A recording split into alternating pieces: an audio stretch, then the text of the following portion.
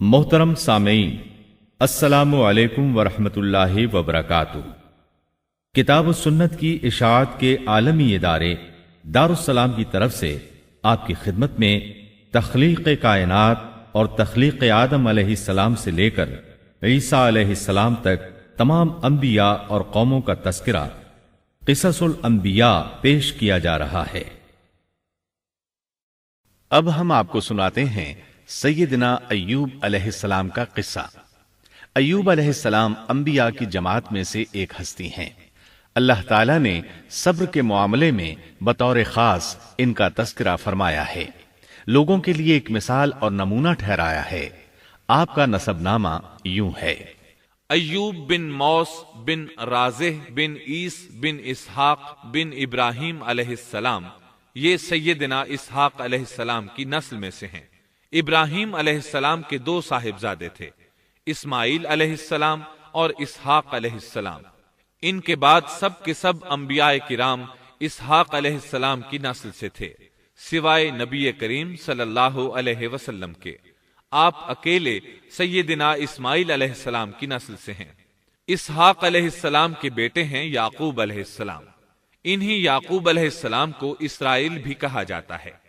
اسی نسبت سے بنی اسرائیل کا مطلب ہے یعقوب علیہ السلام کی آل اولاد۔ یعقوب علیہ السلام کے 12 بیٹے تھے۔ ان کے بیٹوں کو اسباط بھی کہتے ہیں۔ ان کا تذکرہ قرآن میں بھی آتا ہے۔ اب سوال یہ ہے کہ جن اسباط کا تذکرہ قرآن مجید میں انبیاء کرام علیہم السلام کے ساتھ کیا گیا ہے، کیا وہ یعقوب علیہ السلام کے بیٹے تھے یا ان بیٹوں کی اولاد میں سے تھے؟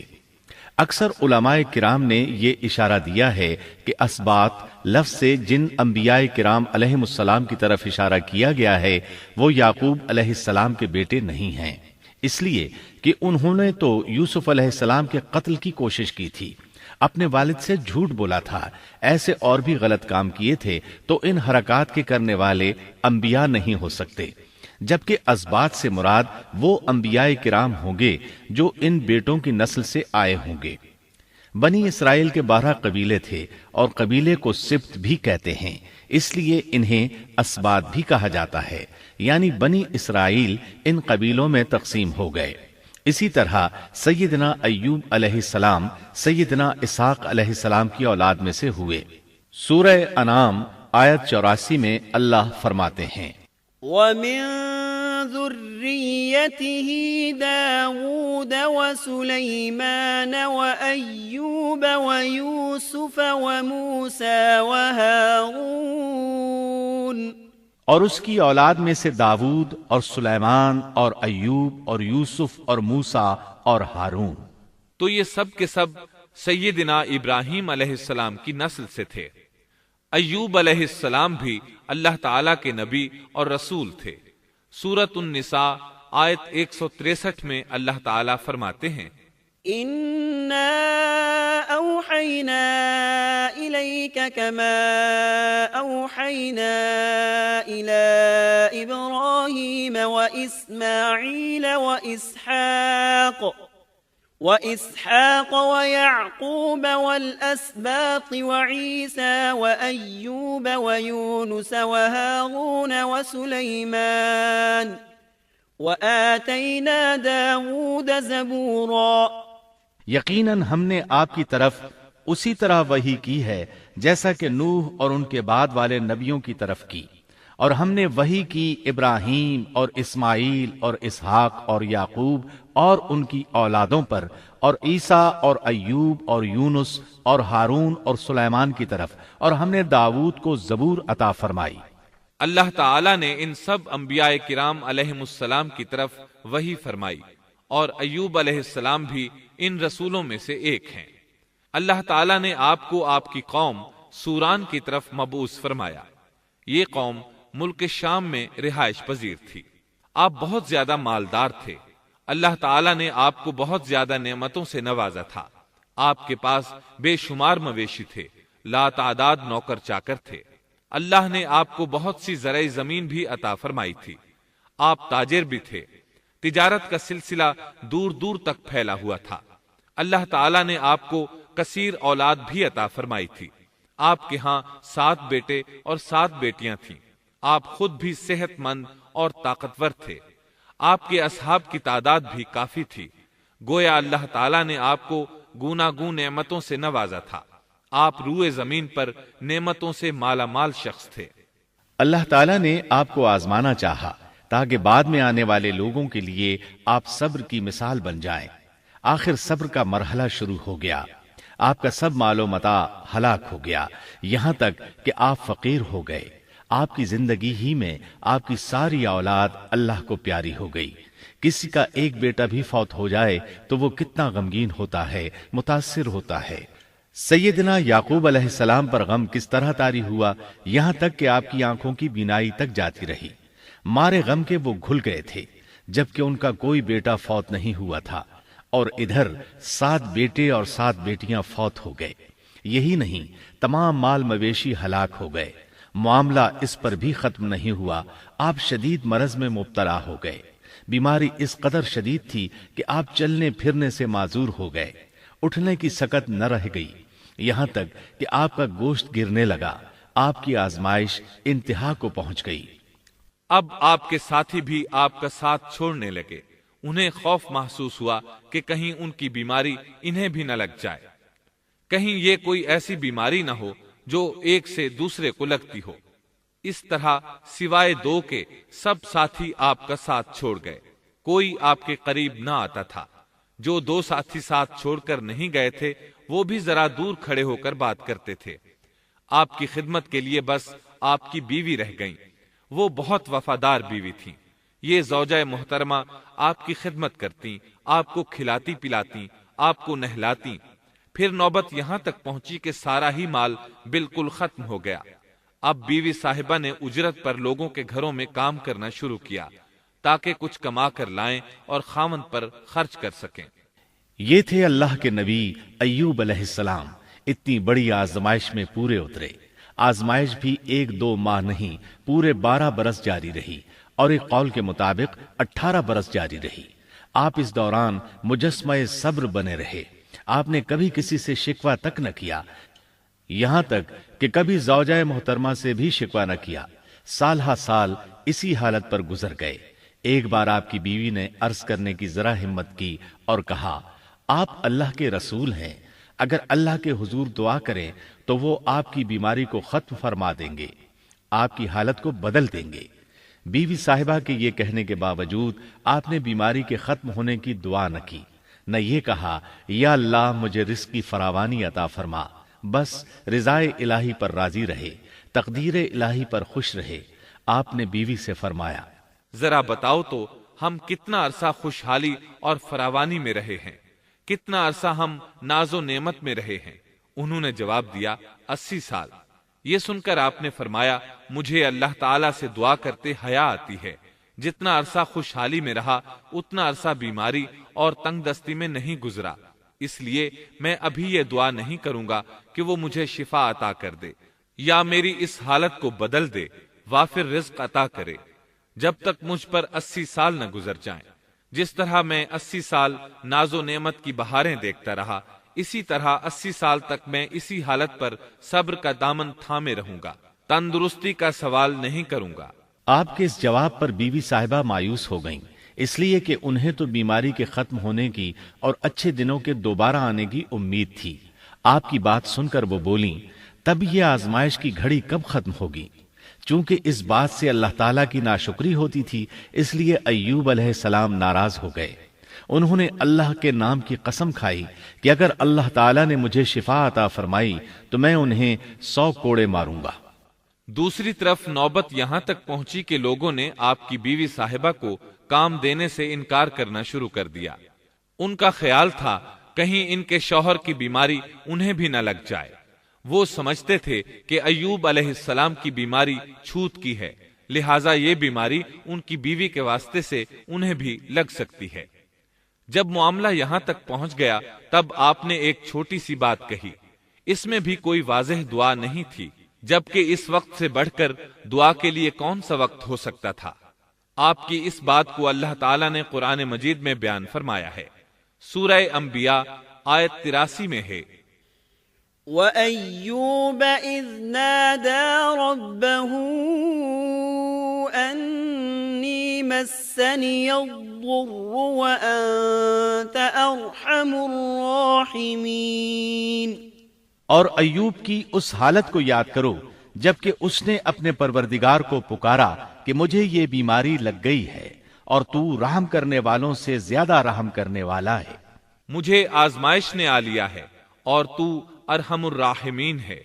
مطلب یہ کہ آپ نے واضح الفاظ میں دعا نہیں فرمائی، یہ نہیں فرمایا الہی مجھے تندرستی عطا فرما، الہی مجھے رزق عطا فرما اور میری حالت ایسی ایسی ہو گئی ہے، تو رحیم و کریم ہے، بلکہ یوں کہا وَأَنْتَ أَرْحَمُ الرَّاحِمِينَ، عرض کیا میری نسبت میری حالت کو تو ہی بہتر جاننے والا ہے۔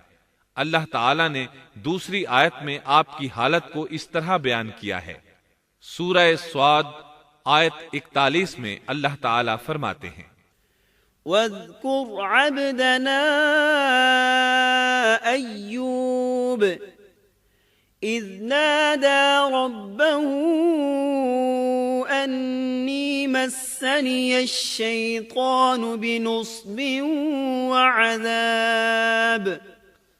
اور ہمارے بندے ایوب کا بھی ذکر کر جبکہ اس نے اپنے رب کو پکارا کہ مجھے شیطان نے رنج اور دکھ پہنچایا ہے۔ گویا آپ نے اس بیماری اور مصیبت کو اللہ تعالیٰ کی طرف منسوب نہیں فرمایا، بلکہ اللہ تعالیٰ کو اس سے مبرہ و پاک ٹھہرایا اور اسے شیطان کی طرف منسوب کیا۔ یوں نہیں کہا اللہ تو نے مجھے مصیبت میں ڈال دیا، بلکہ اس کو غیر اللہ یعنی شیطان کی جانب منسوب کیا۔ حدیث میں بھی اسی طرح آتا ہے وَالشَّرُّ لَيْسَ إِلَيْكَ، برائی تیری طرف سے نہیں ہے۔ آپ نے اپنی حالت کو بھی ایسے ہی پیش کیا اور یوں عرض کیا أَنِّي مَسَّنِيَ الضُّرُّ وَأَنْتَ أَرْحَمُ الرَّاحِمِينَ۔ اللہ تعالیٰ نے آپ کی التجا کو اسی لمحے شرف قبولیت سے نوازا۔ کتنے ہی موقع ایسے آئے تھے کہ اس سے قبل بھی آپ دعا کر سکتے تھے اور وہ قبول ہو جاتی، لیکن آپ نے صبر کا دامن تھامے رکھا۔ اسی لیے مدتوں سے ضرب المثل چلی آ رہی ہے صبر ایوب۔ جب آپ نے اپنے پروردگار سے اس انداز میں دعا مانگی تو اللہ تعالیٰ نے ان سے آزمائش ختم کر دی۔ اللہ تعالیٰ سورہ صاد آیت 42 میں فرماتے ہیں اركض برجلك هذا مغتسل بارد وشراب۔ اپنا پاؤں مارو، یہ نہانے اور پینے کے لیے ٹھنڈا پانی ہے۔ جب انہوں نے پاؤں زمین پر مارا تو پانی کا چشمہ جاری ہو گیا۔ علماء کرام کہتے ہیں جب انہوں نے اس پانی سے غسل کیا تو جسم کے بیرونی حصے سے بیماری ختم ہو گئی، اور جو ہی پانی پیا جسم کے اندرونی حصے کی بیماری ختم ہو گئی، اور یہ اللہ عز و جل کا عظیم احسان ہے۔ پھر سے بالکل تندرست بن گئے، ان کی صحت و توانائی لوٹ آئی، ایسے صحت مند ہو گئے جیسے پہلے کبھی ہوا کرتے تھے۔ ان کی زوجہ محترمہ باہر سے گھر آئیں تو بالکل نہ پہچان سکیں۔ ان سے پوچھنے لگیں کیا آپ نے اللہ کے نبی میرے خاوند یعنی مرض میں مبتلا شخص کو دیکھا ہے؟ اللہ کی قسم جب میرے خاوند صحت مند تھے تو بالکل آپ جیسے تھے، میں نے آپ سے بڑھ کر ان سے ملتا جلتا آدمی آج تک نہیں دیکھا۔ اس پر ایوب علیہ السلام بولے کیا تم نے مجھے پہچانا نہیں؟ انہوں نے حیران ہو کر پوچھا آپ کون ہیں؟ تب وہ بولے میں ایوب ہوں۔ وہ بولیں سبحان اللہ، اس کا مطلب ہے بیماری ختم ہو گئی، اللہ تعالیٰ کا احسان ہو گیا۔ اس کے بعد اللہ تعالیٰ نے انہیں اہل و عیال کی نعمتیں بھی لوٹا دیں، ان کے مویشی بھی انہیں واپس مل گئے۔ سیدنا ابن عباس رضی اللہ عنہما فرماتے ہیں اللہ تعالیٰ نے صرف انہیں ہی اپنے فضل و کرم سے نہیں نوازا بلکہ ان کے ساتھ ان کی اہلیہ کو بھی اپنے خاص فضل و کرم سے نوازا، اس لیے کہ انہوں نے بھی اس عظیم آزمائش میں صبر کیا تھا، عظیم صبر کا مظاہرہ کیا تھا۔ اللہ تعالیٰ نے ان کی جوانی کو بھی لوٹا دیا۔ ان سے سیدنا ایوب علیہ السلام کے ہاں 26 بیٹے بیٹیاں پیدا ہوئے۔ یہ روایت بھی ملتی ہے کہ 26 بیٹے ہی بیٹے تھے، بیٹیاں اس کے علاوہ تھیں۔ اللہ تعالیٰ سورہ انبیاء آیت 84 میں فرماتے ہیں وَآتَيْنَاهُ أَهْلَهُ وَمِثْلَهُم مَّعَهُمْ رَحْمَةً مِّنْ عِندِنَا وَذِكْرَىٰ لِلْعَابِدِينَ ہم نے اس کو اہل و عیال عطا فرمائے بلکہ ان کے ساتھ ویسے ہی اور اپنی خاص مہربانی سے تاکہ سچے بندوں کے لیے سبب نصیحت ہو۔ مطلب یہ کہ ان کی جوانی واپس کر دی، مال و دولت لوٹا دیا اور یہ چیزیں انہیں فوراً واپس کر دی تھیں، جسمانی صحت بھی واپس فرمائی اور دنیاوی دولت بھی واپس کر دی۔ امام بخاری، امام احمد اور دیگر محدثین نبی کریم صلی اللہ علیہ وسلم سے روایت بیان کرتے ہیں کہ نبی کریم صلی اللہ علیہ وسلم نے فرمایا، جب سیدنا ایوب علیہ السلام غسل فرما رہے تھے تو ان پر ٹڈیوں کی موسلا دھار بارش ہونے لگی۔ یہ ٹڈیاں کیا تھیں؟ وہ سونے کی ٹڈیاں تھیں۔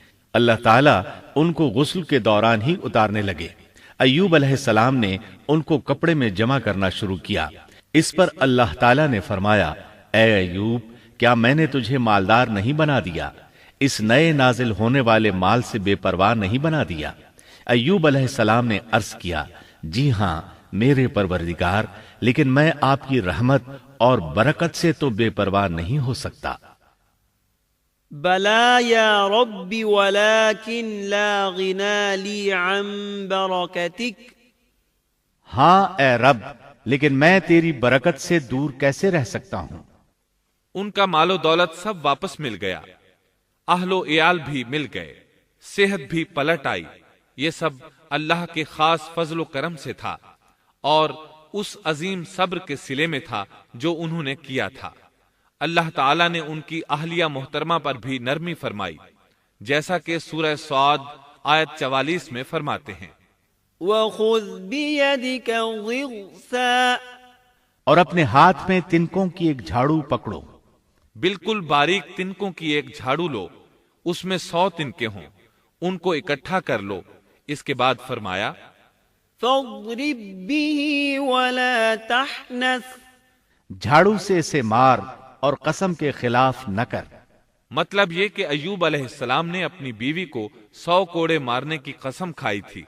اللہ نے یہ تدبیر سمجھائی کہ 100 تنکوں کا جھاڑو لے کر ایک بار انہیں مارو اور قسم پوری کرو، قسم کی خلاف ورزی نہ کرو۔ اس طرح آپ کی قسم بھی پوری ہو جائے گی اور بیوی کو بھی تکلیف نہیں پہنچے گی۔ تو اس طرح اللہ تعالیٰ نے ان کی زوجہ محترمہ پر خاص مہربانی فرمائی۔ اللہ سورہ انبیاء آیت 83 اور 84 میں فرماتے ہیں، وَأَيُّوبَ إِذْ نَادَى رَبَّهُ أَنِّي مَسَّنِيَ الضُّرُّ وَأَنْتَ أَرْحَمُ الرَّاحِمِينَ فَاسْتَجَبْنَا لَهُ فَكَشَفْنَا مَا بِهِ مِنْ ضُرٍّ وَآتَيْنَاهُ أَهْلَهُ وَمِثْلَهُمْ مَعَهُمْ رَحْمَةً مِّنْ عِنْدِنَا وَذِكْرَىٰ لِلْعَابِدِينَ۔ ایوب کی اس حالت کو یاد کرو جبکہ اس نے اپنے پروردگار کو پکارا کہ مجھے یہ بیماری لگ گئی ہے اور تو رحم کرنے والوں سے زیادہ رحم کرنے والا ہے۔ تو ہم نے ان کی سن لی اور جو دکھ انہیں تھا اسے دور کر دیا اور انہیں اہل و عیال عطا کر دیے، بلکہ ان کے ساتھ اپنی مہربانی سے ویسے ہی اور عطا کر دیے تاکہ سچے بندوں کے لیے نصیحت کا سبب ہو۔ اسی طرح اللہ تعالی سورہ صاد آیت 41 تا 44 میں فرماتے ہیں، وَاذْكُرْ عَبْدَنَا أَيُّوبَ إِذْ نَادَى رَبَّهُ أَنِّي مَسَّنِيَ الشَّيْطَانُ بِنُصْبٍ وَعَذَابٍ ارْكُضْ بِرِجْلِكَ هَذَا مُغْتَسَلٌ بَارِدٌ وَشَرَابٌ وَوَهَبْنَا لَهُ أَهْلَهُ وَمِثْلَهُمْ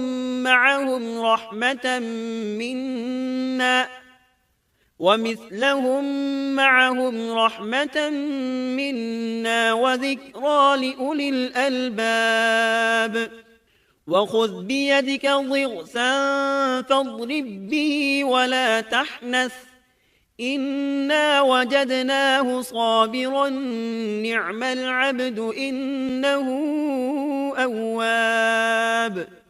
اور ہمارے بندے ایوب کا بھی ذکر کیجئے جب انہوں نے اپنے رب کو پکارا کہ مجھے شیطان نے رنج اور دکھ پہنچایا ہے، اپنا پاؤں مارو، یہ پینے اور نہانے کے لیے ٹھنڈا پانی ہے، اور ہم نے انہیں ان کا پورا کنبہ عطا فرمایا، بلکہ اس کے ساتھ اپنی خاص رحمت سے اور عقل مندوں کی نصیحت کے لیے اتنا ہی اور بھی عطا کر دیا۔ اور اپنے ہاتھ میں تنکوں کی ایک جھاڑو لے کر مار دیں اور قسم کے خلاف نہ کریں، سچ تو یہ ہے کہ ہم نے اسے بڑا صابر بندہ پایا، وہ بہت نیک تھے اور بہت ہی رغبت رکھنے والے تھے۔ یہ ذکر تھا سیدنا ایوب علیہ السلام کا جو اختتام کو پہنچا۔ اب ہم شروع کرتے ہیں یونس علیہ السلام کا قصہ۔ یونس علیہ السلام ایک عظیم اور کریم نبی تھے۔ ان کا قصہ قرآن کریم میں ایک انوکھا قصہ ہے۔ آپ کے والد کا نام متا تھا اور آپ سیدنا ابراہیم علیہ السلام کی نسل سے تھے۔ آپ کا ایک نام ذوالنون بھی ہے، یعنی مچھلی والے۔ النون کا مطلب ہے مچھلی۔ اسی طرح آپ کو صاحب الحوت بھی کہا جاتا ہے۔ اللہ تعالیٰ نے آپ کو ان سب ناموں سے پکارا ہے۔ آپ کو ایک عظیم بستی کی طرف مبعوث کیا گیا۔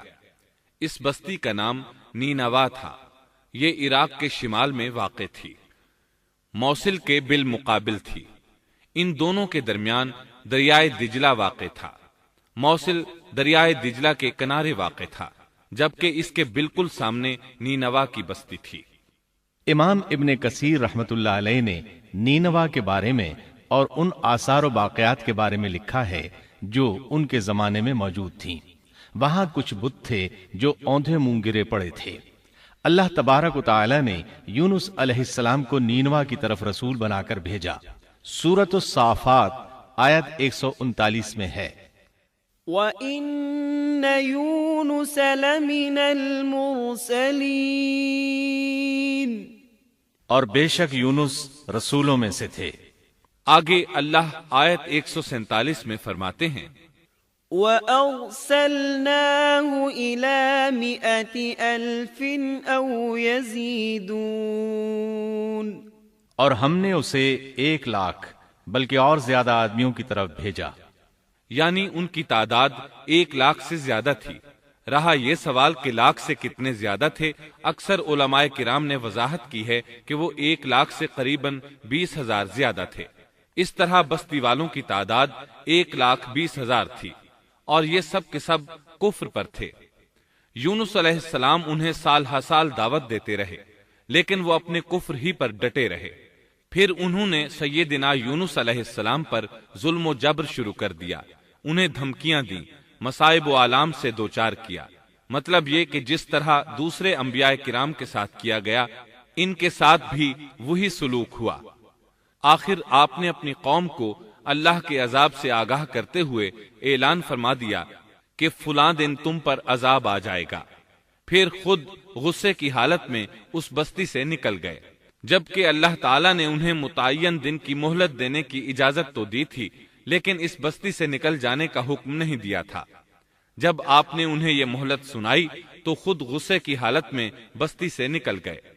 سورہ انبیاء آیت 87 میں اللہ تعالیٰ فرماتے ہیں، وَذَا النُّونِ إِذ ذَّهَبَ مُغَاضِبًا فَظَنَّ أَن لَّن نَّقْدِرَ عَلَيْهِ، مچھلی والے کو یاد کرو جبکہ وہ غصے سے چل دیا اور خیال کیا کہ ہم اسے نہ پکڑ سکیں گے۔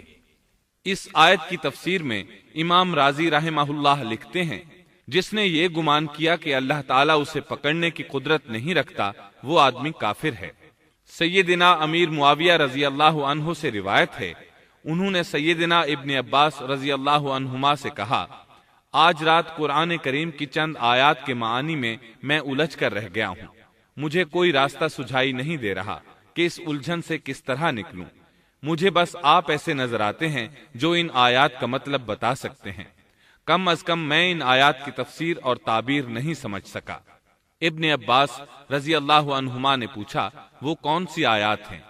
سیدنا امیر معاویہ رضی اللہ عنہ کہنے لگے، یونس علیہ السلام کا یہ خیال کرنا کہ اللہ تعالیٰ ان پر قدرت نہیں رکھتے، یہ سن کر سیدنا ابن عباس رضی اللہ عنہما نے فرمایا، اس سے مراد یہ نہیں، یہ لفظ قدر یہاں تنگی کے معنی میں آیا ہے، قدرت اور طاقت رکھنے کے معنی میں نہیں۔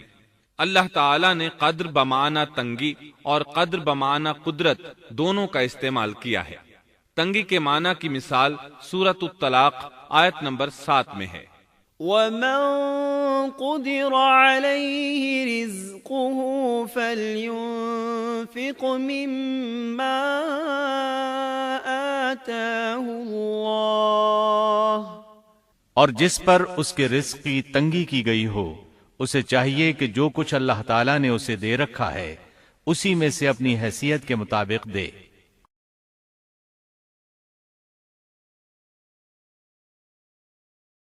تو اس آیت میں بھی یہی معنی مراد ہے کہ انہوں نے گمان کر لیا ہم ان پر تنگی نہیں کریں گے، یعنی ان کا خیال یہ تھا کہ اگرچہ وہ اللہ تعالیٰ کی اجازت کے بغیر نکل کھڑے ہوئے ہیں پھر بھی اللہ ان پر تنگی نہیں کریں گے، کیونکہ وہ اللہ کے ایک معزز نبی اور رسول ہیں، اور ان کی قوم کے لوگ اللہ کی گرفت اور اس کے عذاب کے مستحق ہیں، انہی پر اللہ کا عذاب نازل ہونے والا ہے۔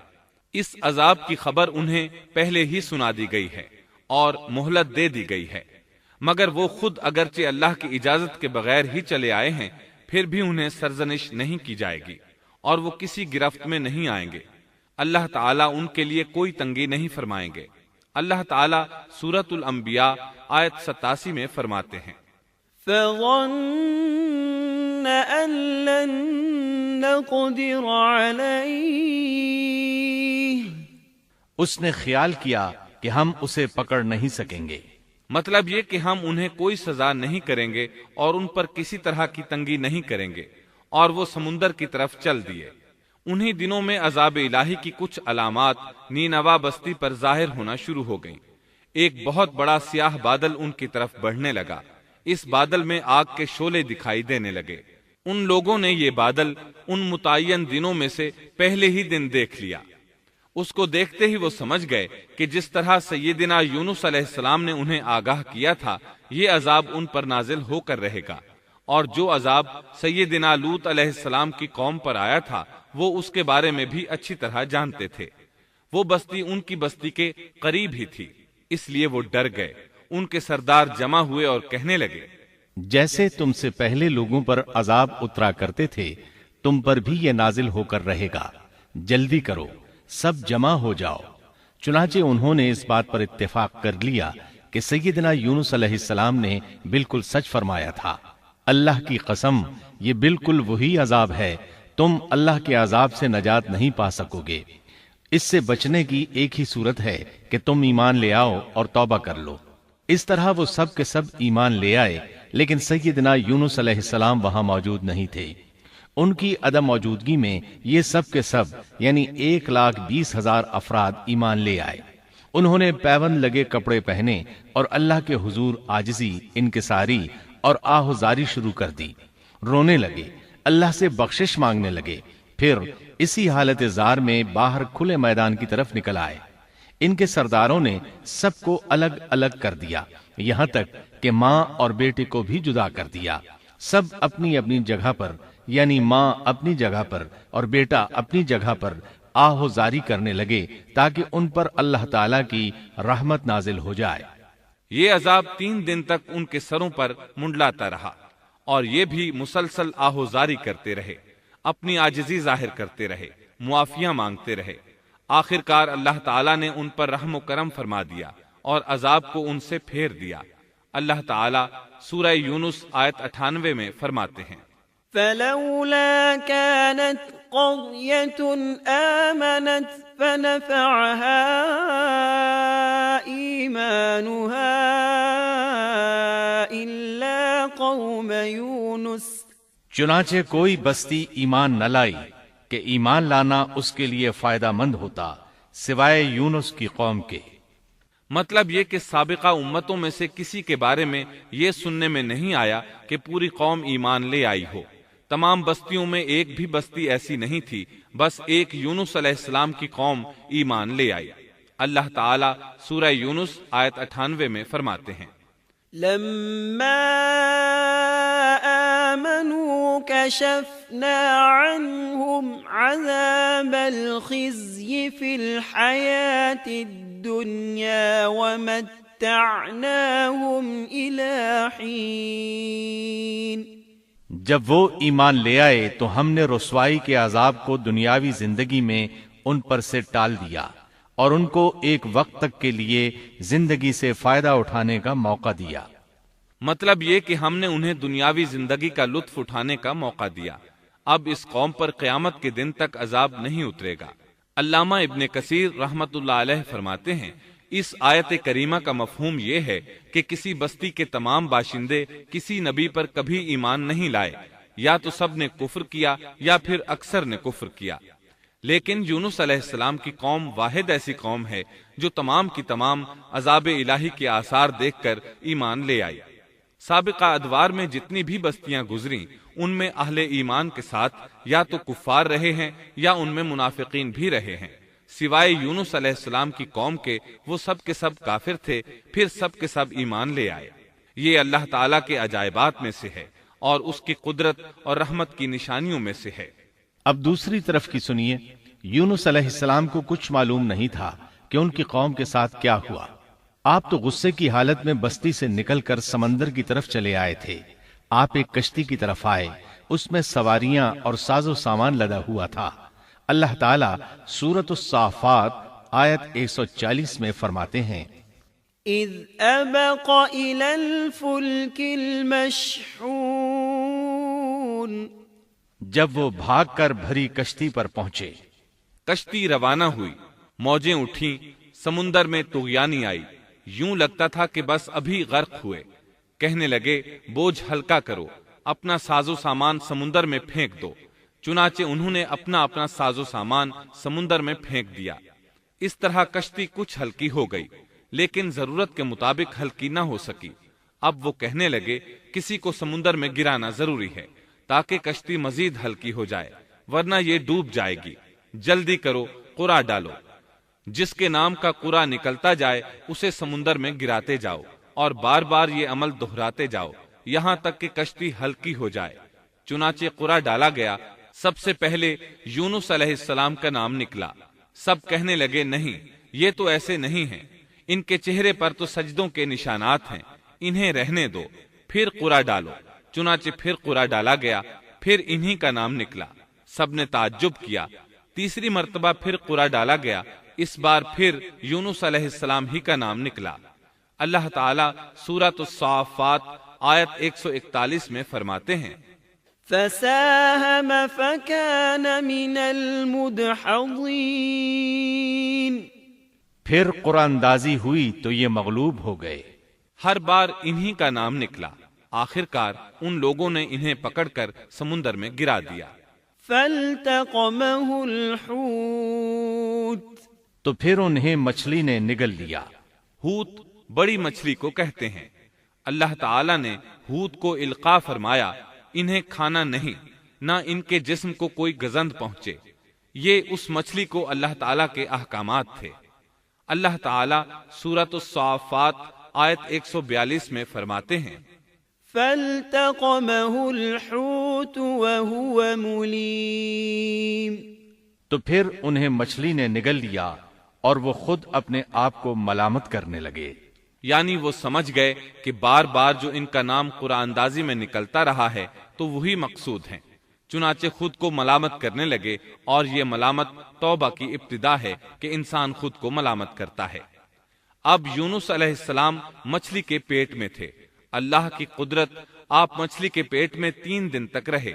بعض روایات میں 7 دن اور زیادہ سے زیادہ مدت 40 روز آئی ہے۔ آپ نے مچھلی کے پیٹ میں اللہ تعالیٰ کو پکارا۔ اللہ سورۃ الانبیاء آیت 87 میں فرماتے ہیں، فنادى في الظلمات، آخر کار وہ اندھیروں کے اندر سے پکار اٹھے۔ علماء نے یہاں 3 اندھیروں کا ذکر کیا ہے، مچھلی کے پیٹ کا اندھیرا، سمندر کا اندھیرا اور رات کا اندھیرا۔ گویا ان پر یہ سارے اندھیرے اکٹھے ہو گئے تھے۔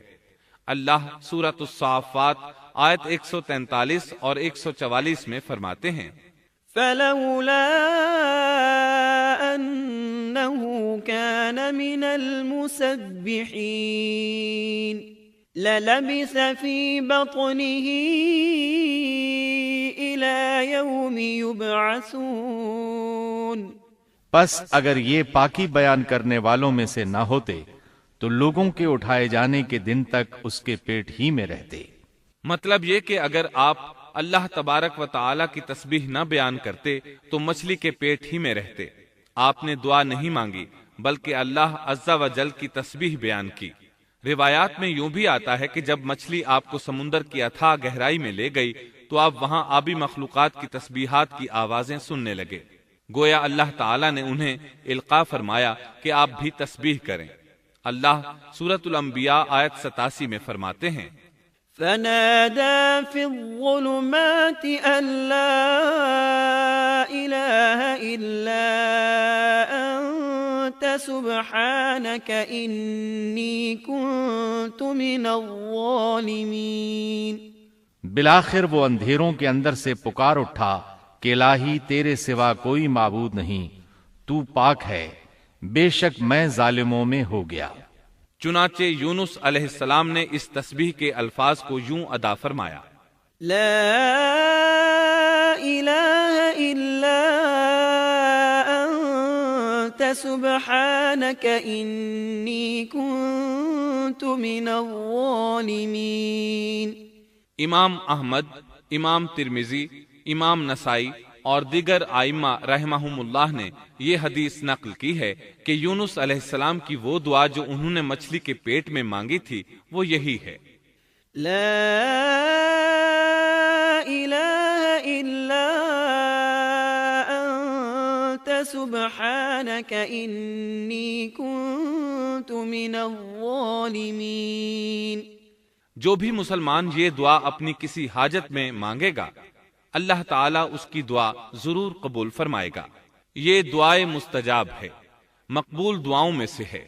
اسی دعا کے بعد اللہ تعالیٰ نے یونس علیہ السلام کو اس پریشانی سے نجات عطا فرمائی۔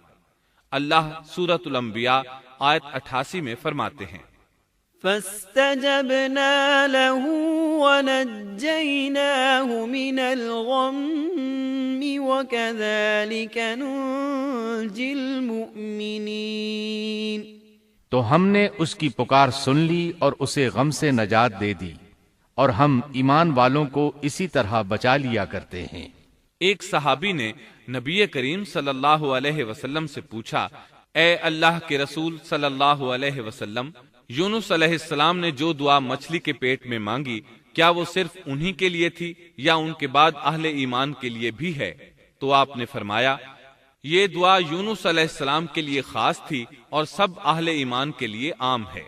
کیا تم نے اللہ تعالیٰ کا یہ فرمان نہیں سنا؟ وَكَذَلِكَ نُنْجِي الْمُؤْمِنِينَ۔ اور ہم ایمان والوں کو اسی طرح بچا لیا کرتے ہیں۔ جو بھی اس دعا کو پڑھے گا اللہ اسے رنج و غم سے نجات دیں گے۔ ایک قول کے مطابق تقریباً 40 روز آپ کی شب و روز یہی دعا رہی۔ اس مدت کے ختم ہونے پر اللہ تعالیٰ نے آپ کی دعا کو قبولیت بخشی۔ مچھلی ساحل پر پہنچی، انہیں کنارے پر ڈالا اور واپس چلی گئی۔ اس بات کو اللہ تعالیٰ نے سورۃ الصافات آیت 145 میں یوں بیان فرمایا ہے فَنَبَذْنَاهُ بِالْعَرَاءِ وَهُوَ سَقِيمٌ۔ پس اسے ہم نے چٹیل میدان میں ڈال دیا اور وہ اس وقت بیمار تھے۔ آپ وہاں اسی طرح لیٹے رہے۔ پھر اللہ کی قدرت سے آپ کے قریب ایک بیلدار درخت اگا، جیسا کہ سورۃ الصافات آیت 146 میں ہے۔ وَأَنبَتْنَا عَلَيْهِ شَجَرَةً مِّن يَقْطِينٍ۔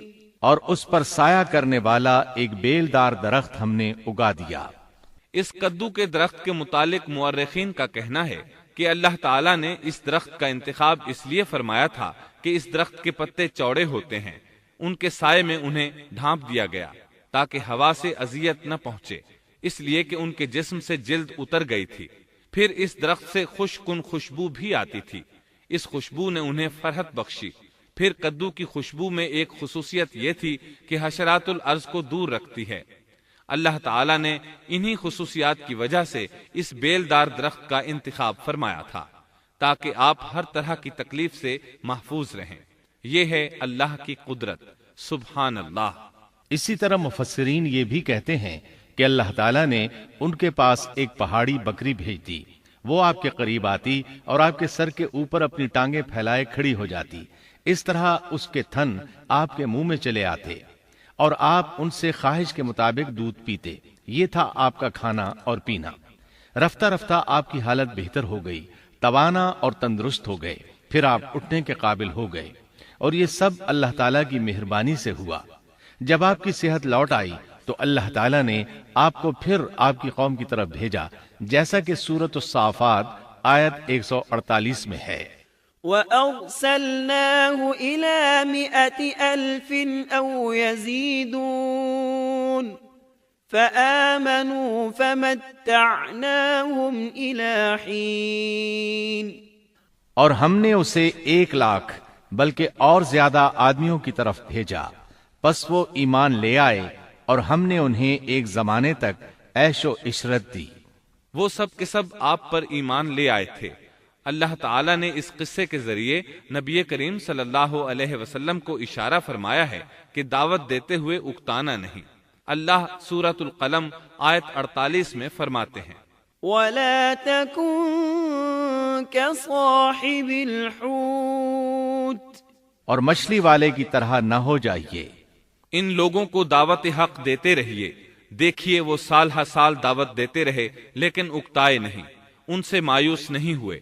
ان کی پوری بستی میں سے ایک بھی ان پر ایمان نہیں لایا تھا، لیکن جب ان سے مایوس ہو گئے تو انہیں اللہ کے عذاب سے آگاہ کر دیا اور منہ پھیر کر چل دیے تو وہ سب کے سب ایمان لے آئے۔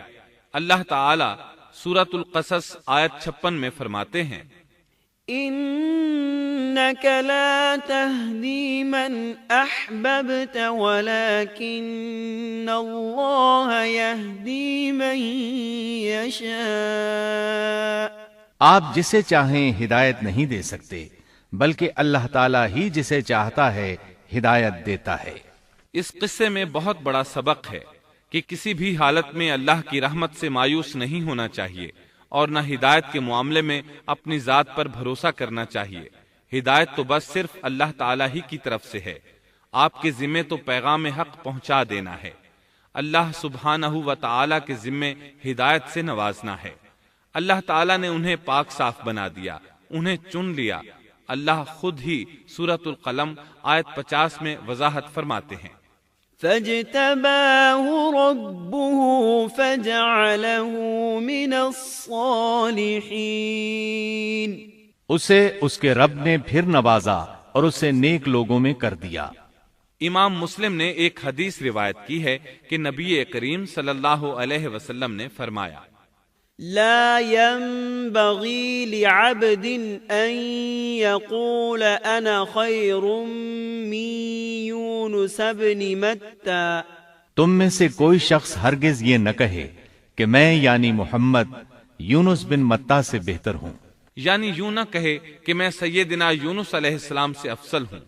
وہ اس طرح کہ وہ تو اپنی قوم کے ایمان لانے سے مایوس ہو گئے تھے اور میں مایوس نہیں ہوں، اس طرح بالکل نہ کہے، کیونکہ بالآخر اللہ تعالیٰ نے آپ کو چن لیا اور برگزیدہ بنا لیا اور صالحین میں داخل کر لیا۔ اس واقعے میں نبی کریم صلی اللہ علیہ وسلم کو جو ہدایت دی گئی ہے اس کا ذکر سورۃ القلم آیت 41 میں آتا ہے، فاصبر لحكم ربك ولا تكن كصاحب الحوت۔ پس تو اپنے رب کے حکم کا صبر سے انتظار کر اور مچھلی والے کی طرح نہ ہو جا۔ مطلب یہ کہ یونس علیہ السلام کی مانند نہ ہو جائیے جو اپنی قوم کے ایمان لانے سے مایوس ہو گئے تھے۔ یقیناً دین کی دعوت اور حق کے پرچار میں یہ بہت عظیم سبق ہے کہ داعی اللہ کو کبھی مایوس نہیں ہونا چاہیے۔ یونس علیہ السلام کا قصہ ختم ہوا اور اب ہم آپ کو سناتے ہیں ذوالکفل علیہ السلام کا قصہ۔ قرآن عزیز میں ذوالکفل علیہ السلام کا ذکر 2 سورتوں یعنی سورۃ الانبیاء اور سورہ صاد میں آیا ہے، لیکن دونوں سورتوں میں صرف نام مذکور ہے، مختصر و مفصل کسی قسم کے حالات کا کوئی تذکرہ نہیں ہے۔ سورۃ الانبیاء آیت 85 اور 86 میں اللہ تعالیٰ فرماتے ہیں وَإِسْمَاعِيلَ وَإِدْرِيسَ وَذَا الْكِفْلِ كُلٌّ مِّنَ الصَّابِرِينَ وَأَدْخَلْنَاهُ فِي رَحْمَتِنَا إِنَّهُم مِّنَ الصَّالِحِينَ۔ اور اسماعیل اور ادریس اور ذوالکفل یہ سب صابر لوگ تھے، ہم نے انہیں اپنی رحمت میں داخل کر لیا، یہ سب لوگ نیک تھے۔ اللہ تعالیٰ سورہ صاد آیت 48 میں فرماتے ہیں وَاذْكُرْ إِسْمَاعِيلَ وَالْيَسَعَ وَذَا الْكِفْلِ وَكُلٌّ مِّنَ الْأَخْيَارِ۔ اسماعیل، یسع اور ذوالکفل کا بھی ذکر کر دیجئے، یہ سب بہترین لوگ تھے۔ ذوالکفل علیہ السلام کے متعلق جس طرح قرآن مجید نے نام کے سوا کچھ ذکر نہیں فرمایا، اسی طرح نبی اکرم صلی اللہ علیہ وسلم سے بھی ان کے متعلق کچھ منقول نہیں ہے، لہٰذا قرآن و حدیث کی روشنی میں اس سے زیادہ کچھ نہیں کہا جا سکتا کہ ذوالکفل علیہ السلام اللہ کے برگزیدہ نبی اور پیغمبر تھے اور کسی قوم کی ہدایت کے لیے مبعوث ہوئے تھے۔ قرآن و سنت میں اس سے زیادہ سکوت ہے۔ باقی رہا سیر و تواریخ میں ان کا ذکر، تو کافی تفتیش و جستجو کے بعد بھی ہمیں اس سلسلے میں ایسی ٹھوس معلومات نہیں مل سکیں جن کے ذریعے سے ذوالکفل علیہ السلام کے حالات و واقعات پر مزید روشنی پڑ سکے۔ چنانچہ تورات بھی خاموش ہے اور اسلامی تاریخ بھی۔ البتہ ابن جریر رحمت اللہ علیہ نے مشہور مفسر تابعی مجاہد رحمت اللہ علیہ سے ان کے متعلق ایک قصہ نقل کیا ہے۔ اسی طرح امام ابن ابی حاتم نے اسی قصے کے قریب قریب کچھ آثار عبداللہ بن عباس اور ابو موسیٰ اشعری رضی اللہ عنہم سے نقل فرمائے ہیں۔ یہ طویل روایات ہیں۔ ان میں ہے کہ ابن عباس اور ابو موسیٰ اشعری رضی اللہ عنہم فرماتے ہیں کہ ذوالکفل نبی نہیں تھے، بلکہ وہ ایک نیک اور صالح آدمی تھے۔ لیکن ایک تو یہ روایات سند کے اعتبار سے ضعیف ہیں، دوسرا یہ کہ ابن عباس اور ابو موسیٰ رضی اللہ عنہم جیسے جلیل القدر صحابہ اور مجاہد رحمت اللہ علیہ جیسے عظیم تابعی سے یہ ناممکن ہے کہ وہ ذوالکفل علیہ السلام کے متعلق یہ فرمائیں کہ وہ نبی نہیں بلکہ ایک نیک مرد تھے۔ شاہ عبد القادر رحمت اللہ علیہ کا موقف ہے کہ ذوالکفل ایوب علیہ السلام کے بیٹے تھے اور انہوں نے اللہ کی خاطر کسی آدمی کی ضمانت دی تھی، جس کی پاداش میں ان کو کئی برس قید کی تکالیف برداشت کرنا پڑی۔ چنانچہ شاہ صاحب اپنی تفسیر موضح القرآن میں لکھتے ہیں کہ ذوالکفل ایوب علیہ السلام کے بیٹے تھے، ایک شخص کے ضامن ہو کر کئی برس قید رہے اور اللہ کی خاطر یہ مشقت سہی۔ موجودہ دور کے بعض مفسرین کا خیال ہے کہ ذوالکفل حزقیل علیہ السلام کا لقب ہے۔ ایک دوسرے مفسر کی عجیب و غریب رائے یہ ہے کہ ذوالکفل گوتم بدھ کا لقب ہے، کیونکہ اس کے دارالسلطنت کا نام کفل تھا، جس کا معرب کفل ہے، اور عربی میں ذو صاحب اور مالک کے لیے آتا ہے، اور صاحب مال کے لیے ذو مال اور مالک شہر کے لیے ذو بلد کے الفاظ کثرت سے استعمال ہوتے ہیں، لہٰذا یہاں بھی کفل کے مالک و بادشاہ کو ذوالکفل کہا گیا ہے۔ اس مفسر نے یہ بھی دعویٰ کیا ہے کہ گوتم بدھ کی اصل تعلیم توحید اور حقیقی اسلام ہی کی تعلیم تھی، مگر اس کی موجودہ صورت دوسرے ادیان کی طرح محرف اور مسخ شدہ ہے۔ لیکن یہ اقوال قیاس و آراء سے زیادہ تاریخی حیثیت سے کوئی وقت نہیں رکھتے۔ ہم اس تعصب کے قائل نہیں ہیں کہ اگر صحیح تاریخ سے یہ ثابت ہو جائے کہ قرآن نے جن انبیاء کے صرف نام ذکر کیے ہیں ان کا مصداق فلاں برگزیدہ ہستی ہے، اور اس کا انکار صرف اس لیے کر دیا جائے کہ اس سے پہلے چونکہ ایسی بات کسی نے نہیں کہی اس لیے یہ قابل رد ہے۔ یقیناً ہم اس حقیقت کو تسلیم کرتے ہیں کہ تاریخی حقائق کی جستجو کا باب بند نہیں ہوا، اور آئے دن نئی نئی تحقیقات سامنے آ رہی ہیں اور جدید انکشافات ہو رہے ہیں، بلکہ ان کے ذریعے قرآن مجید اور احادیث رسول کے بیان کردہ واقعات کی تصدیق ہوتی چلی جا رہی ہے۔ ملحد و بے دین لوگ ان کا انکار اس لیے کرتے اور کرتے آ رہے ہیں کہ تاریخ اور فلسفہ ان کا ساتھ نہیں دیتے، لیکن اگر قرآن کریم کی بیان کردہ کسی ہستی کے متعلق مزید انکشافات روشنی میں آئیں تو ہمارے لیے انکار کا باعث نہیں بلکہ مخالفین پر مزید حجت اور دلیل ہیں۔ لیکن اس حقیقت کے اقرار کے باوجود اس سے یہ بھی لازم نہیں آتا کہ کسی واقعے کے متعلق کوئی شخص اگر محض اپنے وہم و گمان اور قیاس و انداز سے بے دلیل کوئی بات کر دے تو ضرور اس کو مان لیا جائے۔ چنانچہ ذوالکفل علیہ السلام کو گوتم بدھ قرار دینا ابھی تک اس سے زیادہ کوئی حیثیت نہیں رکھتا۔ ہمارے لیے دنیا کے مختلف گوشوں میں اللہ کے فرستادہ نبیوں پر ایمان لانے کے لیے قرآن کی وہ تینوں دفعات کافی ہیں جو دین اسلام کا امتیازی وصف ہیں۔ سورۃ الفاتر آیت 24 میں اللہ تعالیٰ فرماتے ہیں، وَإِن مِّنْ أُمَّةٍ إِلَّا خَلَا فِيهَا نَذِيرٌ، اور کوئی امت ایسی نہیں ہوئی جس میں کوئی ڈر سنانے والا نہ گزرا ہو۔ سورۃ المومن آیت 78 میں اللہ تعالیٰ فرماتے ہیں، مِّنْهُم مَّن قَصَصْنَا عَلَيْكَ وَمِنْهُم مَّن لَّمْ نَقْصُصْ عَلَيْكَ، بعض انبیاء کے واقعات ہم آپ کو بیان کر چکے ہیں اور ان میں سے بعض کے قصے تو ہم نے آپ کو بیان ہی نہیں کیے۔ سورۃ البقرہ آیت 136 میں اللہ تعالیٰ فرماتے ہیں، لا نفرق بین احد من رسله، ہم رسولوں میں سے کسی کے درمیان فرق نہیں کرتے۔ اس لیے ایک مومن کا یہ عقیدہ ہونا چاہیے کہ ہم اللہ کے انبیاء میں سے کسی نبی کے درمیان کوئی فرق نہیں کرتے، یعنی تمام انبیاء پر ایمان لاتے ہیں۔ اس صاف اور واضح عقیدے کے بعد اگر ہمارے سامنے کسی ملک اور کسی خطے کے انبیاء اور رسول کے واقعات نہیں بھی آئے تو اس کے اسباب و وجوہات اور ہیں، لیکن جہاں تک ان پر ایمان لانے کا تعلق ہے وہ اختصار سے بھی کافی ہے، اور ان کی تفصیلات سے آگاہی ہماری رشد و ہدایت کے مقاصد یعنی اللہ پر ایمان اور نیک اعمال کے لیے ضروری نہیں ہے، خصوصاً جبکہ اللہ تعالیٰ نے ہم پر یہ حقیقت بھی قرآن مجید میں واضح کر دی ہے کہ نبی اکرم صلی اللہ علیہ وسلم خاتم النبیین ہیں اور تمام سچے ادیان کی صحیح اور حقیقی تعلیم کی تصدیق کر کے ان کو بلند درجات کے درجہ کمال تک پہنچانے والے ہیں، جیسا کہ سورۃ المائدہ آیت 3 میں اللہ تعالیٰ فرماتے ہیں، اليوم اکملت لکم دینکم واتممت علیکم نعمتی ورضیت لکم الاسلام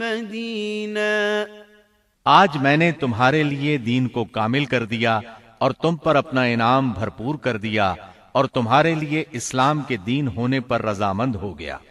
خلاصہ کلام یہ کہ ہمیں یہ تسلیم ہے کہ ہندوستان میں بھی اللہ کے سچے نبی اور پیغمبر مبعوث ہوئے، بلکہ سیرت نگاروں کی روایات کے مطابق ابو البشر آدم علیہ السلام اسی ہندوستان کے کسی گوشے میں اتارے گئے، لیکن جب تک قرآن و حدیث کی صراحت یا تاریخ کے صحیح دلائل و براہین سے یہ ثابت نہ ہو جائے کہ ذوالکفل گوتم بدھ کا لقب ہے، محض قیاس و آراء کی بنا پر ہم اس کو تسلیم نہیں کرتے، کیونکہ جس طرح کسی نبی کو نہ ماننا کفر کی راہ ہے، اسی طرح کسی غیر نبی کو نبی تسلیم کرنا بھی باطل ہے۔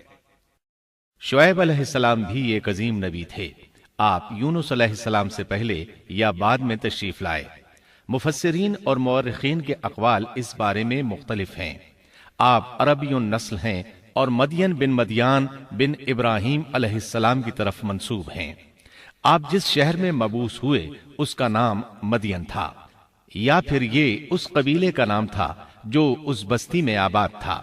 مدین کا یہ شہر مشہور شہر معان کے قریب ہی تھا، آج کل یہ اردن میں ہے۔ معان قوم لوط کے بحیرہ کے قریب تھا۔ بحیرہ کی حقیقت یہ ہے کہ جب اللہ تعالیٰ نے جبریل علیہ السلام کو حکم دیا کہ لوط علیہ السلام کی قوم پر تباہی نازل کریں، اس بستی کو اوپر اٹھا کر اوندھا گرا دیں، انہوں نے اس بستی کو تہوبالا کر دیا، تہس نہس کر دیا، تو اس بستی کو بحیرہ کہا جانے لگا، یعنی لوط علیہ السلام کی بستی کے کھنڈرات۔ یہ بحیرہ بحر مردار کے قریب ہی واقع ہے۔ سیدنا شعیب علیہ السلام کی قوم ایک کافر اور تاجر قوم تھی، بتوں کی پوجا کرتی تھی اور ڈاکے ڈالتی تھی، یہ لوگ تجارتی راستوں پر کھڑے ہو جاتے، تجارتی قافلوں کو اس طرح لوٹتے تھے کہ ہر قافلے سے جبرن 10واں حصہ وصول کر لیتے تھے۔ خود بھی ملاوٹ، ہیرا پھیری اور دھوکہ بازی کے ماہر تھے۔ ملاوٹ تو گویا ان کی گھٹی میں پڑی تھی۔ تمام انبیاء کرام علیہم السلام کی ذمہ داری ہوتی ہے کہ لوگوں کو خالص اللہ کی عبادت کی طرف بلائیں، درست اعمال اور صحیح عقائد کی طرف ان کی رہنمائی کریں۔ اس کے ساتھ یہ بھی ان کی ذمہ داری ہوتی ہے کہ اہم معاشرتی، اقتصادی اور سیاسی امور کی بھی رہنمائی کریں۔ حقیقت یہ ہے کہ تمام انبیاء کرام کا طریقہ یہی تھا کہ جہاں کہیں قوم میں کوئی ٹیڑھا پن دیکھتے اس کی اصلاح فرمانے کی کوشش کرتے۔ عبادت اور عقیدے کی اصلاح کرنے کے ساتھ ساتھ دوسری خرابیوں کا بھی سامنا کرتے جو اس قوم میں پائی جاتی تھی۔ اہل مدین میں ملاوٹ کا رجحان سب سے بڑھ کر تھا، ماپ تول میں کمی کرتے تھے۔ اس کے ساتھ اس قوم میں درختوں کی عبادت کرنے کا رجحان بھی پایا جاتا تھا۔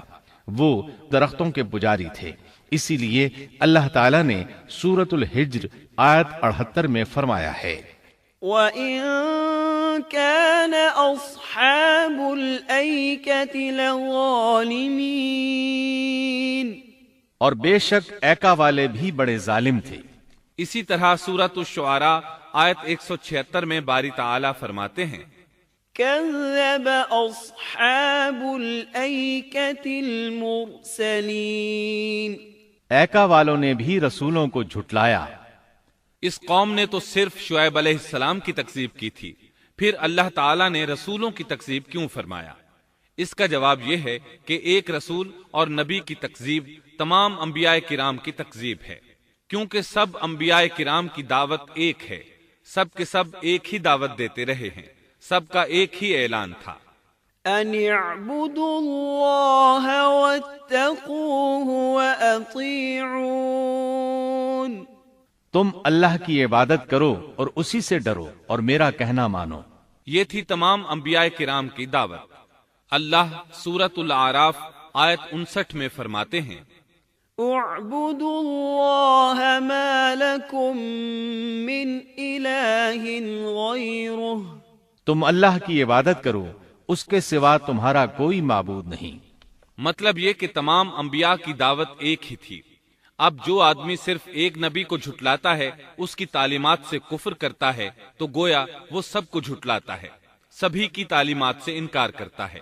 یہی وجہ ہے کہ اللہ تعالیٰ نے فرمایا، ایکا والوں نے رسولوں کو جھٹلایا، باوجود اس کے کہ انہوں نے صرف ایک رسول کو جھٹلایا تھا۔ شعیب علیہ السلام نے قوم کو دعوت دینی شروع کی۔ اللہ تعالیٰ سورہ اعراف آیت 85 میں فرماتے ہیں، وَإِلَى مَدْيَنَ أَخَاهُمْ شُعَيْبًا قَالَ يَا قَوْمِ اعْبُدُوا اللَّهَ مَا لَكُمْ مِنْ إِلَٰهٍ غَيْرُهُ قَدْ جَاءَتْكُمْ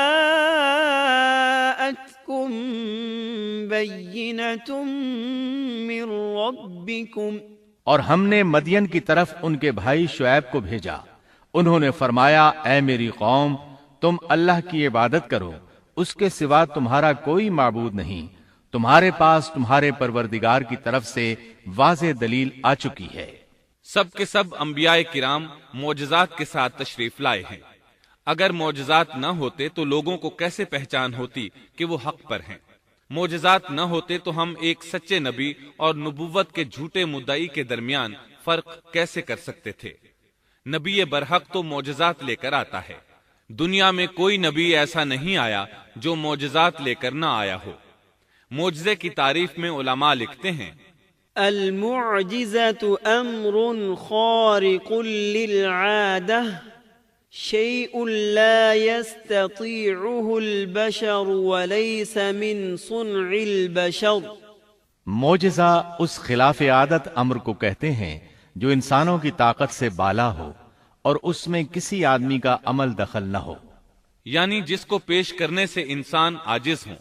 عاجز کرنے والی وہی چیز ہوتی ہے جو زمینی قوانین اور ضوابط کے خلاف ہو، مثلا مردوں کا زندہ کرنا، پہاڑوں کو چیر کر اونٹنی کا نکل آنا، لاٹھی کا سانپ بن جانا، چاند کا 2 ٹکڑے ہونا اور دیگر معجزات۔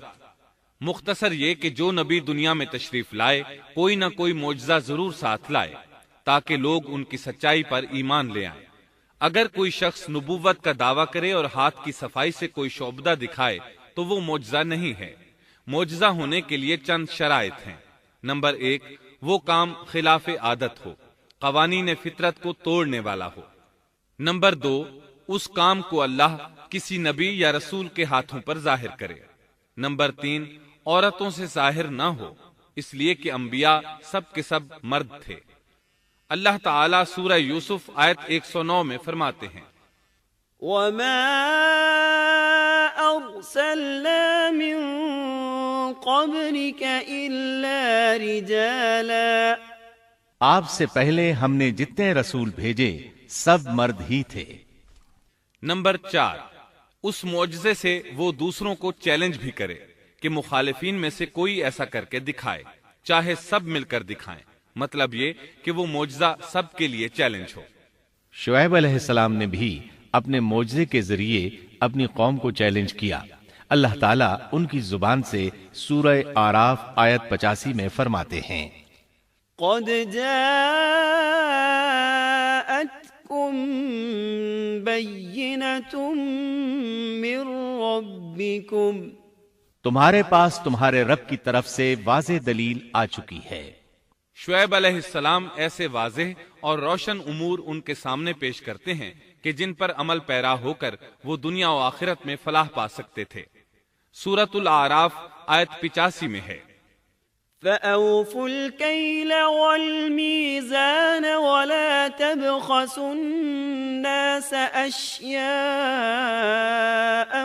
وَلَا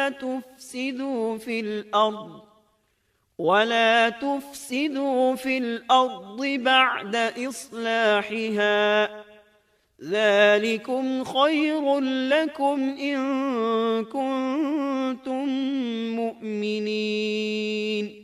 بس تم ناپ تول پورا کیا کرو اور لوگوں کو ان کی چیزیں کم کر کے مت دو، اور روئے زمین میں اس کے بعد کہ اس کی درستی کر دی گئی فساد مت پھیلاؤ، یہ تمہارے لیے فائدہ مند ہے اگر تم تصدیق کرو۔ اللہ تعالیٰ سورۃ الاعراف آیت 86 میں فرماتے ہیں، وَلَا تَقْعُدُوا بِكُلِّ صِرَاطٍ تُوعِدُونَ، اور تم سڑکوں پر اس غرض سے مت بیٹھا کرو کہ اللہ پر ایمان لانے والوں کو دھمکیاں دو۔ مطلب یہ کہ تمام تجارتی راستوں میں کٹوتیاں کرنے کے لیے نہ بیٹھا کرو، اگر وہ تمہیں رقوم ادا نہیں کرتے تو تم انہیں دھمکیاں دیتے ہو، جیسا کہ سورۃ الاعراف آیت 86 میں ہے، وَلَا تَقْعُدُوا بِكُلِّ صِرَاطٍ تُوعِدُونَ وَتَصُدُّونَ عَن سَبِيلِ اللَّهِ مَنْ آمَنَ بِهِ وَتَبْغُونَهَا عِوَجًا، اور تم سڑکوں پر اس غرض سے نہ بیٹھو کہ اللہ پر ایمان لانے والوں کو دھمکیاں دو اور اللہ کی راہ سے روکو اور اس میں کجی تلاش کرنے میں لگے رہو۔ اللہ تعالیٰ سورۃ الاعراف آیت 86 میں فرماتے ہیں، وَاذْكُرُوا إِذْ كُنتُمْ قَلِيلًا فَكَثَّرَكُمْ، اور اس حالت کو یاد کرو جبکہ تم کم تھے پھر اللہ نے تمہیں زیادہ کر دیا۔ ان کی تعداد بالکل تھوڑی سی تھی، اللہ نے بڑی تیزی سے ان کی تعداد میں اضافہ کر دیا، لیکن جب انہوں نے شعیب علیہ السلام کی بات کو نہ مانا تو ان کا انجام کیا ہوا؟ اللہ تعالیٰ سورۃ الاعراف آیت 86 میں فرماتے ہیں، وَانظُرُوا كَيْفَ كَانَ عَاقِبَةُ الْمُفْسِدِينَ، اور دیکھو کیسا انجام ہوا فساد کرنے والوں کا۔ لوط علیہ السلام کی قوم چونکہ ان کے قریب ہی تھی، اس لیے ان کے انجام سے ڈرایا جا رہا ہے۔ قوم لوط کا واقعہ ان کے ہاں مشہور تھا۔ شعیب علیہ السلام کی دعوت کا تذکرہ سورہ ہود آیت 88 میں ہے کہ شعیب علیہ السلام نے اپنی قوم کو مخاطب کر کے فرمایا، ان اريد الا الاصلاح ما استطعت، میرا ارادہ تو اپنی طاقت بھر اصلاح کرنے ہی کا ہے۔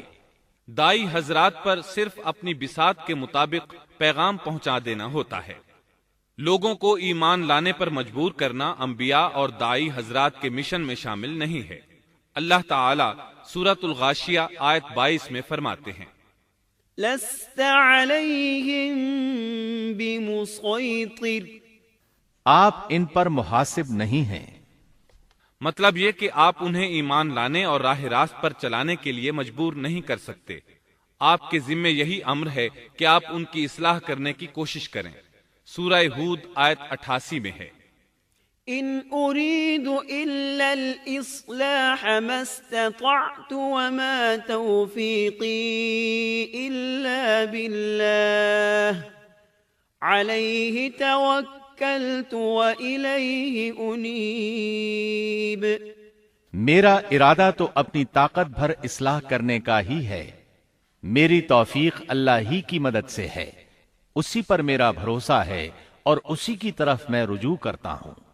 جب شعیب علیہ السلام نے انہیں ان باتوں کی طرف دعوت دی تو انہوں نے کفر کیا، آپ کو جھٹلایا، بلکہ یوں کہنے لگے، قالوا يا شعيب أصلاتك تأمرك أن نترك ما يعبد آباؤنا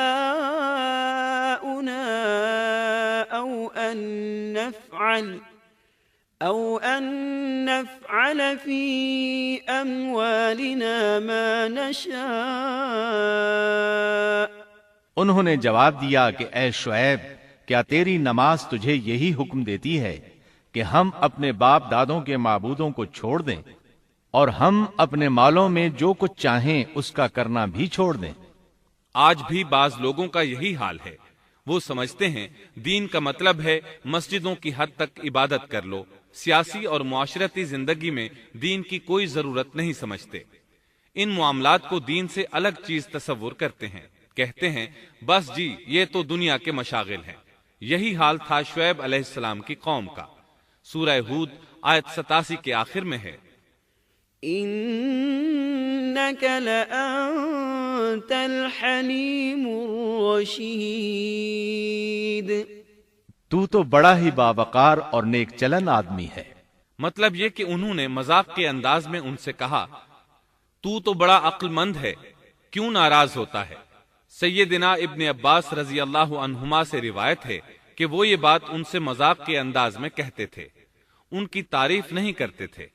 پھر شعیب علیہ السلام نے ان الفاظ میں سمجھایا، وَيَا قَوْمِ لَا يَجْرِمَنَّكُمْ شِقَاقِي أَن يُصِيبَكُم مِّثْلُ مَا أَصَابَ قَوْمَ نُوحٍ أَوْ قَوْمَ هُودٍ أَوْ قَوْمَ صَالِحٍ وَمَا قَوْمُ لُوطٍ مِّنكُم بِبَعِيدٍ۔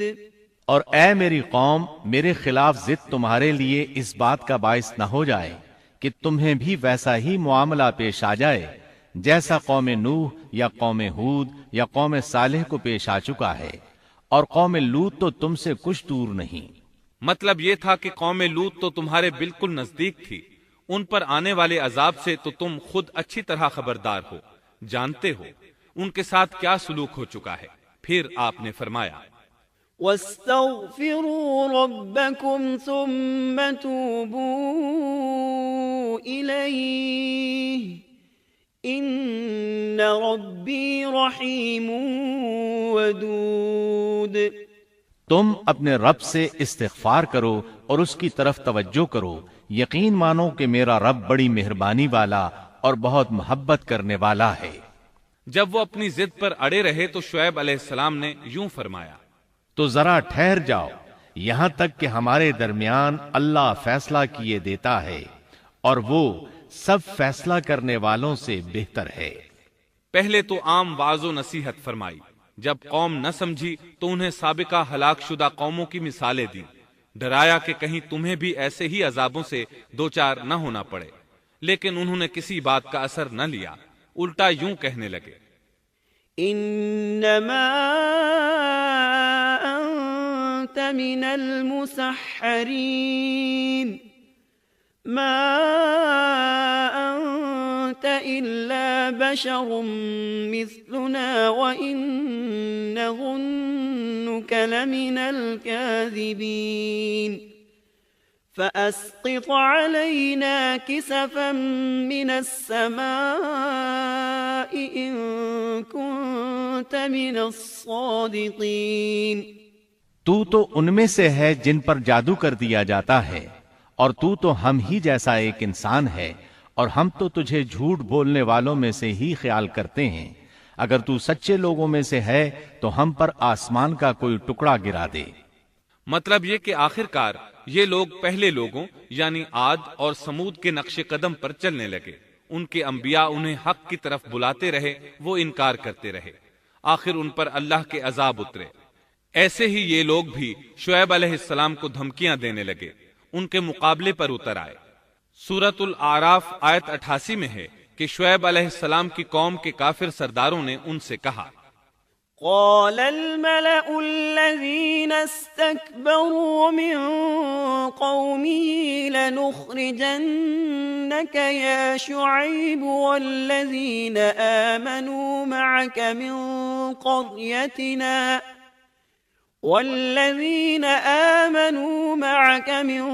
قريتنا أو لتعودن في ملتنا قال أولو كنا كارهين۔ ان کی قوم کے متکبر سرداروں نے کہا، اے شعیب، ہم آپ کو اور جو آپ کے ہمراہ ایمان والے ہیں انہیں اپنی بستی سے نکال دیں گے، یا یہ کہ تم ہمارے مذہب میں پھر آ جاؤ۔ شعیب نے جواب دیا، کیا ہم تمہارے مذہب میں آ جائیں؟ گو ہم اس کو مکروہ ہی سمجھتے ہوں۔ قوم کے سردار تکبر کرتے ہوئے مزید کہنے لگے کہ اگر تو اپنی دعوت پر اڑا رہا تو ہم تجھے مدین سے نکال دیں گے۔ جواب میں شعیب علیہ السلام نے کہا، اگر عذاب سے بچنا ہے تو میری بات مان لو۔ انہوں نے نہ صرف آپ کی بات ماننے سے انکار کر دیا بلکہ ان کا مذاق بھی اڑانے لگے۔ اس کا ذکر سورہ ہود آیت 91 میں آیا ہے۔ قالوا يا شعيب ما نفقه كثيرا مما تقول۔ انہوں نے کہا، اے شعیب، تیری اکثر باتیں تو ہماری سمجھ ہی میں نہیں آتی۔ شعیب علیہ السلام نے انہیں پھر سمجھایا تو وہ بولے، قالوا يا شعيب ما نفقه كثيرا مما تقول وإنا لنراك فينا ضعيفا ولولا رهطك لرجمناك وما أنت علينا بعزيز۔ اے شعیب، تیری اکثر باتیں تو ہماری سمجھ ہی میں نہیں آتی، اور ہم تو تجھے اپنے اندر بہت کمزور پاتے ہیں۔ اگر تیرے قبیلے کا خیال نہ ہوتا تو ہم تجھے سنگسار کر دیتے، اور ہم پر تمہارا دباؤ تو ہے ہی نہیں۔ اس پر آپ نے فرمایا، یا قوم ارہطی اعز علیکم من اللہ۔ اے میری قوم کے لوگوں، کیا تمہارے نزدیک میرے قبیلے کے لوگ اللہ سے بھی زیادہ عزت والے ہیں؟ مطلب یہ کہ تم میری قوم قبیلے سے تو ڈرتے ہو لیکن اللہ تعالیٰ کا تمہیں کچھ بھی ڈر نہیں۔ اس موقع پر انہوں نے اپنی قوم کو یوں خبردار کیا، وَيَا قَوْمِ اعْمَلُوا عَلَى مَكَانَتِكُمْ إِنِّي عَامِلٌ سَوْفَ تَعْلَمُونَ من يأتيه عذاب يخزيه ومن هو كاذب وارتقبوا إني معكم رقيب۔ اے میری قوم، اب تم اپنی جگہ عمل کیے جاؤ، میں بھی عمل کر رہا ہوں۔ بہت جلد تمہیں معلوم ہو جائے گا کہ کس کے پاس وہ عذاب آتا ہے جو اسے رسوا کر دے، اور کون ہے جو جھوٹا ہے۔ تم بھی انتظار کرو، میں بھی تمہارے ساتھ انتظار کرتا ہوں۔ پھر آپ نے دعا فرمائی، اے اللہ، میرے اور میری قوم کے درمیان فیصلہ کر دے۔ ادھر قوم کے لوگ انہیں بستی سے نکالنے اور سنگسار کرنے کی دھمکیاں دینے لگے۔ آپ کی دعا کے الفاظ سورہ اعراف آیت 99 میں آئے ہیں۔ ربنا افتح بيننا وبين قومنا بالحق وأنت خير الفاتحين۔ اے ہمارے پروردگار، ہمارے اور ہماری قوم کے درمیان حق کے موافق فیصلہ کر دے، اور تو سب سے اچھا فیصلہ کرنے والا ہے۔ آخر کار فیصلے کی گھڑی آ پہنچی۔ اللہ تعالیٰ نے سیدنا شعیب علیہ السلام اور ان پر ایمان لانے والوں کو نجات عطا فرمائی، اور ان کی قوم پر عجیب و غریب عذاب نازل ہونا شروع ہوا، اور عذاب صرف ایک ہی قسم کا نہیں تھا، کئی نوعیتوں اور شکلوں میں آیا۔ اللہ سبحانہ و تعالی ہمیں اپنی قدرت کی نشانیاں دکھاتے ہیں کہ قوم عاد کس طرح تند و تیز ہواؤں سے تباہ کی گئی، جبکہ شعیب علیہ السلام کی قوم کو اس کے بالکل برعکس عذاب دیا گیا۔ اللہ تعالیٰ نے ہوا کو روک لیا، حالت ایسی ہو گئی کہ ہوا بالکل نہ چلی، گرمی اور حرارت تیز ہو گئی۔ پھر اللہ تعالیٰ نے بستی سے باہر ایک بادل بھیجا، اس کے نیچے سایہ تھا، بچے، بوڑھے، جوان اور عورتیں سبھی اس سائے میں جگہ پانے کے لیے بھاگے تاکہ گرمی سے بچ سکیں۔ آخر بادل کے نیچے پہنچ کر بیٹھ گئے۔ جو ہی سب وہاں پہنچ کر بیٹھے، ان کے نیچے کی زمین ہلنے لگی، ہچکولے کھانے لگی، یہاں تک کہ زلزلہ شروع ہو گیا، سب گھٹنوں کے بل گرتے چلے گئے۔ اسی وقت جبریل علیہ السلام تشریف لائے اور ایسی زوردار چیخ ماری کہ اس چیخ کی شدت کی تاب نہ لاتے ہوئے سب کے سب وہیں ڈھیر ہو گئے۔ اللہ تعالیٰ سورۃ الشعراء آیت 189 میں فرماتے ہیں، فَأَخَذَهُمْ عَذَابُ يَوْمِ الظُّلَّةِ، پس انہیں سائبان والے دن کے عذاب نے پکڑ لیا۔ جب انہوں نے سائے اور ہوا کو گم پایا تو بادل کو دیکھتے ہی اس کے سائے کی طرف لپکے، لیکن اس میں تو عذاب تھا، اور انہوں نے یہی تو کہا تھا، فَأَسْقِطْ عَلَيْنَا كِسَفًا مِّنَ السَّمَاءِ إِن كُنتَ مِنَ الصَّادِقِينَ۔ اگر تم سچے لوگوں میں سے ہو تو ہم پر آسمان کا کوئی ٹکڑا گرا دو۔ بس اللہ تعالیٰ نے آسمان سے ایسا ہی عذاب بھیج دیا۔ اللہ سورہ آراف آیت 91 میں فرماتے ہیں، فَأَخَذَتْهُمُ الرَّجْفَةُ فَأَصْبَحُوا فِي دَارِهِمْ جَاثِمِينَ۔ پس انہیں زلزلے نے آ پکڑا، سو وہ اوندھے کے اوندھے پڑے رہ گئے۔ اللہ تعالیٰ مزید فرماتے ہیں، سورہ ہود آیت 94 تا 95 میں ہے، وَلَمَّا جَاءَ أَمْرُنَا نَجَّيْنَا شُعَيْبًا وَالَّذِينَ آمَنُوا مَعَهُ بِرَحْمَةٍ مِّنَّا وَأَخَذَتِ الَّذِينَ ظَلَمُوا الصَّيْحَةُ فَأَصْبَحُوا فِي دِيَارِهِمْ جَاثِمِينَ كَأَن لَّمْ يَغْنَوْا فِيهَا أَلَا بُعْدًا لِّمَدْيَنَ كَمَا بَعِدَتْ ثَمُودُ۔ جب ہمارا عذاب آ پہنچا، ہم نے شعیب کو اور ان کے ساتھ تمام مسلمانوں کو اپنی خاص رحمت سے نجات بخشی، اور ظالموں کو سخت چنگھاڑ نے آ پکڑا جس سے وہ اپنے گھروں میں اوندھے پڑے رہ گئے، گویا کہ وہ ان گھروں میں کبھی بسے ہی نہ تھے۔ آگاہ رہو، مدین والوں کے لیے بھی ویسی ہی پھٹکار ہے جیسی پھٹکار سمود پر پڑی۔ شعیب علیہ السلام اور ان پر ایمان لانے والے ان لوگوں سے دور کھڑے تھے، وہ ان کی طرف حسرت بھری نگاہوں سے دیکھ رہے تھے۔ سورہ آراف آیت 93 میں ارشاد ربانی ہے، فَتَوَلَّى عَنْهُمْ وَقَالَ يَا قَوْمِ لَقَدْ أَبْلَغْتُكُمْ رِسَالَاتِ رَبِّي وَنَصَحْتُ لَكُمْ فَكَيْفَ آسَى عَلَى قَوْمٍ كَافِرِينَ۔ اس وقت شعیب ان سے منہ موڑ کر چلے اور فرمانے لگے، اے میری قوم، میں نے تمہیں اپنے پروردگار کے احکام پہنچا دیے اور میں نے تمہاری خیر خواہی کی، پھر میں ان کافر لوگوں پر کیوں رنج کروں؟ اس کے بعد وہ دوبارہ مدین کی طرف لوٹ آئے، کیونکہ مدین شہر تو باقی رہ گیا تھا، صرف اہل مدین ہی تباہ ہوئے تھے۔ بعد میں لوگ آہستہ آہستہ مدین میں آ کر آباد ہونے لگے۔ مدین شہر پھر سے آباد ہو گیا، اس کی رونقیں لوٹ آئیں۔ اب مدین کے اکثر باشندے مسلمان تھے، وہ مسلمان جو شعیب علیہ السلام کے ساتھ تھے۔ وہ اور دوسرے علاقوں سے آنے والے کفار اب اس شہر کے باشندے تھے، اور یہی وہ مدین شہر تھا جس میں سیدنا موسیٰ علیہ السلام تشریف لائے تھے۔ شعیب علیہ السلام کا قصہ اپنے اختتام کو پہنچا۔